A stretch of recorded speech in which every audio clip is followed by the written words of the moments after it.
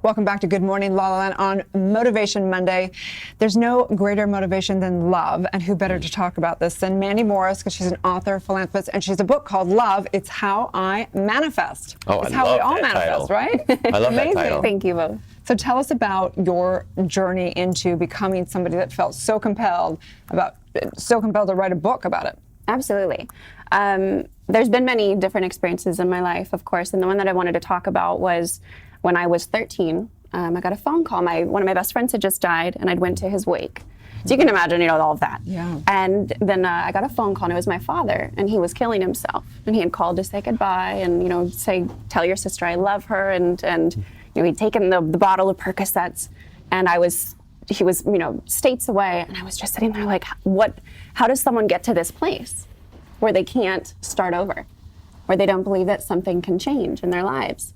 And I just remember thinking, I'm going to pour love, I'm going to pour love, I'm going to pour love until love is all he knows.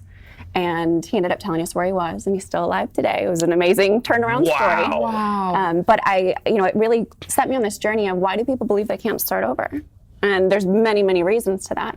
But love is one of the components to really healing that and bringing forth true change. So do you truly feel like in that moment you're on the phone? What, did he hang up, or was it on the phone? Did you just sit there like going almost like into a deep prayer around love, or how did that look like for you? It was much crazier than that, unfortunately. But I remember going to my mom, of course, and being like, he's not okay.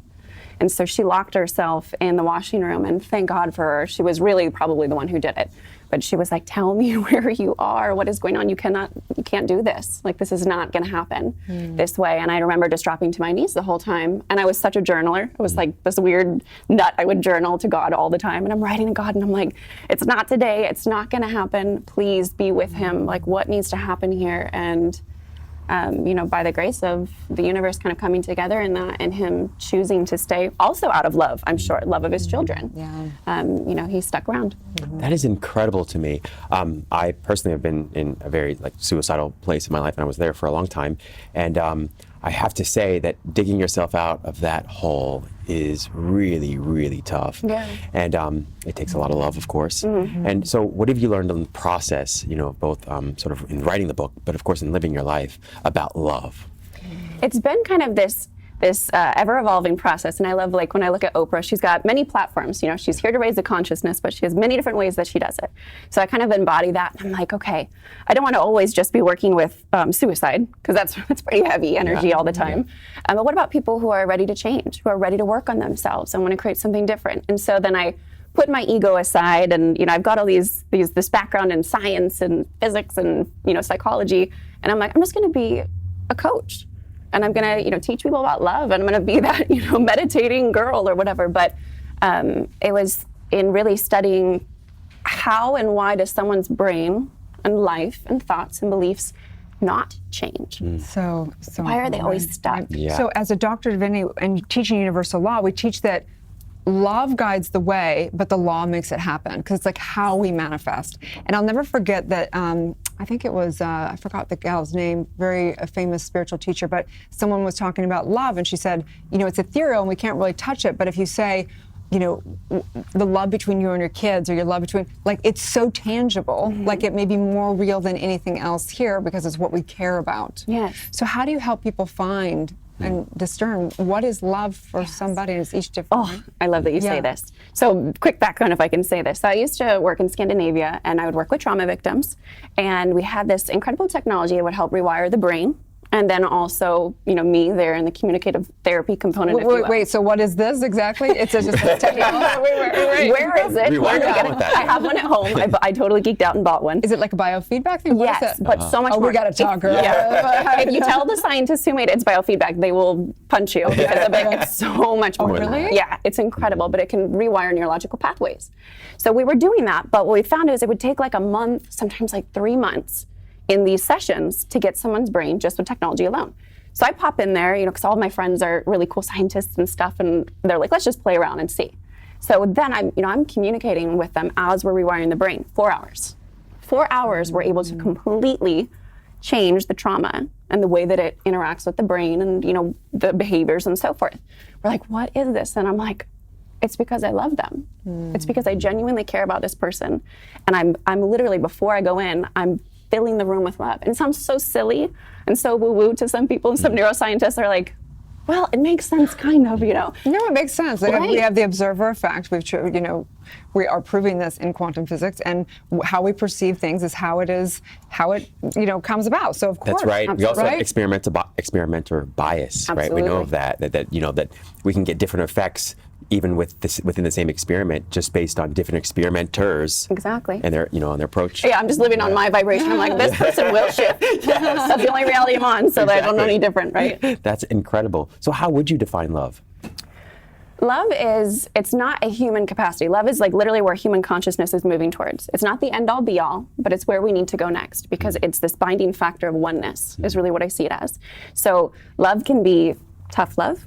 It could be nothing. It can be all things. It's very malleable. And I do think that there's literally like corners of the universe where love isn't even existing in human capacities, at least, for sure. But it's really creating a unification of the fact that we are all energy. You mean it's not a ring on the finger and it's not whatever, right? I know. Yeah, So right. sure of that. Tell Jeff was part. Right. There is a freeing thing. I think I remember someone saying love just is, and I was like, that's interesting. That changes the whole game, because Yeah. it really is. Whether you break up with somebody or whether it's this form or that form, love is eternal, and it's such a beautiful place. I'm so happy for you that you've come to that. How's your father doing? We want to know. He's doing really good. He's doing really, really good. Still kicking. He's a stubborn old man. He used to ride bulls and everything, so you can imagine he comes from that. He's a cowboy, but he's doing amazing. He was just at my wedding earlier this year, and we got to dance and everything. That's incredible. Have you seen him change and evolve over the years? Yes and no. And this is the hard part with family, is that when you're so close to them, you drop back into your human self instead of your soul self. And so when you're wanting to, shift people that you love in that way, right? You have to maintain that high vibration, which means that the love shows up many different ways, which is sometimes I'm going to remove myself, from this to serve you in the highest good, or, whatever. So speaking of, you do some philanthropy. Yes. Tell us about that. Oh my gosh. So we have this, my husband and I founded it together. It's called Hustle and Heart. My husband's Filipino. And so we started in the Philippines, and we have a whole team out there now. And almost every month we're doing huge events, bringing farming, sustainable farming to tribes, food, medical supplies, you name it, we're doing it. But I think the coolest thing is that we're bringing love. That there is someone, across the world that loves them so much that will... Hustle and Heart? Yes. I love that. Yeah. I love that. Hustle and Heart. Right. Yeah. Yeah. So if there's one thing that a person could do in order to manifest more deeply and fully through love, what would you recommend? Where would they start? So this is what I hear a lot, is everyone wants to know how to manifest, right? How do I manifest? How do I manifest? And we don't realize that we're manifesting all the time, whether we like it or not. Yeah. And so the answer is actually in how are we counter manifesting? What am I doing that is in opposition to it? So if all things are energy, if we want to entertain that idea, right now, if I'm sending out conscious thought, like mantras, meditations, we're consciously there saying, I want love, or I want a beautiful life, or I want money, or whatever. And they're like, I'm doing everything I'm supposed to do, right? Well, the whole other component, which is like 80% of the gig, is what's going on in our subconscious, which is saying we're not worthy of love. Yeah. We can't have it. It's not safe. So the answer of whatever we want to manifest, love or more human riches, is what are we doing and what are we telling ourselves underneath the surface that's counter manifesting and sending literally oppositional energy out to the universe. You sure your maiden name isn't Haskell? I'm going to give you Haskell.